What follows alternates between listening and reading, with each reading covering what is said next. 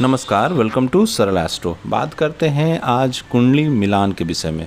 जैसा कि आप लोग भी जानते हैं कि बर बुधू की कुंडली मिलान की विधि बहुत दिनों से चली आ रही है, बहुत ही ट्रेडिशनल है ये, और बहुत दिनों से ये विधान का नियम है।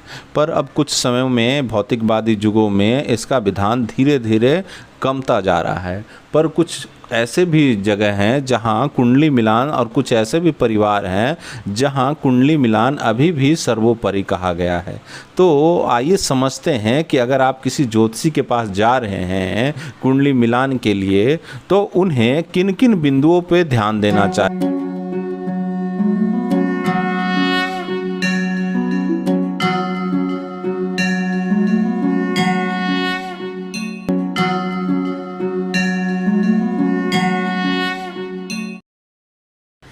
देखिए, समझते हैं कि विवाह के लिए कुंडली मिलान का प्रमुख उद्देश्य ये है कि वैवाहिक जीवन जो है वो सुखमय रहे। आपस में विचार, स्वभाव, आपसी समझ, भविष्य के आधार पर सामंजस्य को ध्यान में रखते हुए वैदिक ज्योतिष के अनुसार कुंडली मिलान किया जाता है, जिसके कुछ विचारणीय पहलू हैं। मैं आपको बताता हूँ। पहला पहलू के बारे में बात करता है। सबसे पहले जो है वो कुंडली अध्ययन करना चाहिए। देखिए, कुंडली अध्ययन में क्या क्या ध्यान देना चाहिए। वर एवं कन्या कुंडलियों का वैवाहिक दृष्टि से पूर्ण विश्लेषण, जिसमें प्रमुख रूप से सप्तम भाव, सप्तमेश की स्थिति एवं कारक शुक्र, अगर फीमेल चार्ट है तो उसमें कारक जो है वो मंगल और बृहस्पति बन जाते हैं, तो इस पर विचार करना चाहिए, जिसका विचार नवांश कुंडली से भी करना चाहिए। साथ ही साथ द्वितीय भाव, चतुर्थ एवं पंचम, अष्टम और 12वें भाव पे भी विचारणीय होता है। देखिए, अब दूसरा पहलू पे बात करते हैं, भाव मिलान। देखिए, विवाह योग जोड़े पारस्परिक भाव मिलान महत्वपूर्ण है, जो इस प्रकार हैं।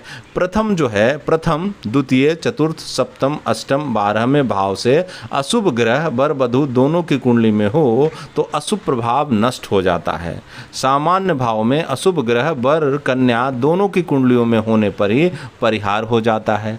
प्रमुख रूप से सप्तम भाव में अशुभ ग्रह की स्थिति वर वधू दोनों की कुंडली में होने पर परिहार हो जाता है, जिसका कुंडली मिलान में ध्यान रखना आवश्यक होता है।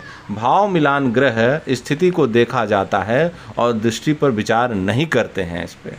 तीसरा पहलू जो है वो मंगल दोष विचार। देखिए, वर एवं वधू की कुंडली में प्रथम, चतुर्थ, सप्तम, अष्टम, 12वें भाव में अगर मंगल स्थित हो तो वहाँ पे मंगल दोष हो जाता है। पर कुछ विद्वान दूसरे भाव में भी मंगल की स्थिति को विचारणीय मानते हैं। यह लग्न के अलावा चंद्र राशि से भी विचारणीय होता है, तो इसे भी देख लेना चाहिए। देखिए, दोनों की कुंडली में सामान्य भाव में अगर मंगल की स्थिति होने पर परिहार हो जाता है। परिहार अर्थ का मतलब समझिएगा कि उस दोष का निराकरण हो जाता है। ठीक है, मंगल दोष के अन्य परिहार पहलू भी विचारणीय होते हैं। अब देखिए, चौथी विधा की बात करते हैं, अष्टगुण मिलान जिसे कहते हैं। देखिए, पारंपरिक रूप से मिलान भी कहते हैं, जिससे वर कन्या पारस्परिक वर्ण, वश्य, तारा, योनि, गृह मैत्री, गण, भ्रकुट, नाड़ी का मिलान कर गुण निर्धारित किए जाते हैं। दक्षिण भारत में दशकुट मिलान का उपयोग किया जाता है, पर हम लोग उत्तर भारत में अष्टगुण मिलान ही लेते हैं। अब देखिए, एक विषय पे और बात करते हैं जो बहुत ही महत्वपूर्ण बिंदु है।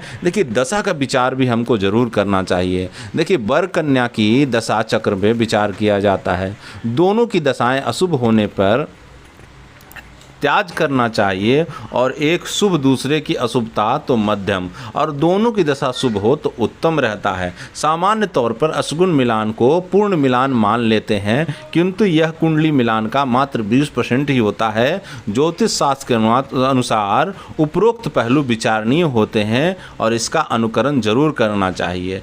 देखिए, इसी कुछ मूलभूत सिद्धांतों पे कुंडली मिलान आपको देखना चाहिए। अगर आप किसी जातक की कुंडली मिलान कर रहे हैं तो इन 5 पहलू पे आपको विशेष कर ध्यान देना चाहिए। इसके बाद चंद्रमा की, जो मैंने आपको बताया, शुक्र और मंगल, माफ़ कीजिएगा, शुक्र और मंगल की स्थिति भी आपको जरूर देखना चाहिए, क्योंकि आप समझते हैं कि शुक्र जो है वो मेटेरियलिस्टिक बल को रिप्रेजेंट करता है और मंगल जो है उसमें ऊर्जा का संचार करता है।